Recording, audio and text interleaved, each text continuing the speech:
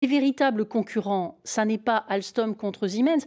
Je vous rappelle d'ailleurs que Alstom a des difficultés depuis le début des années 2000. Je me souviens quand j'étais à la Commission européenne auprès de Romano Prodi Bien et sûr. qu'en 2002-2003, des difficultés d'Alstom avaient abouti à l'octroi par la France d'aides d'État qui avaient été contrôlées par la Commission européenne. Je crois qu'il faut dire d'ailleurs aux auditeurs que pour l'instant, vous avez deux entreprises, Alstom et Siemens, qui annoncent un projet, que ce projet sera vérifié sur le plan de la concurrence en fonction des règles européennes. Parce que depuis 1957, nous vivons dans un marché dans lequel à la fois les entreprises peuvent fusionner avec d'autres entreprises à l'intérieur de ce marché, mais sous un certain nombre de contrôles. Donc voilà, que chaque opération soit regardée de près, c'est légitime.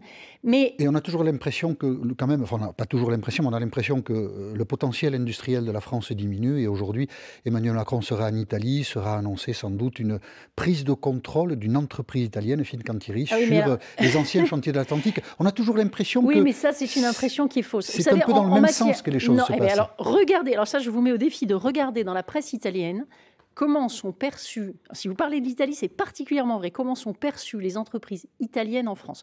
Le luxe français a fait son marché en Italie. Plusieurs entreprises italiennes sont dirigées par des Français.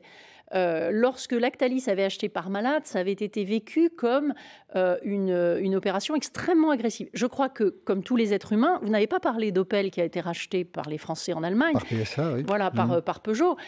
Chacun vit de manière beaucoup plus douloureuse, évidemment, l'achat de ces entreprises que l'inverse.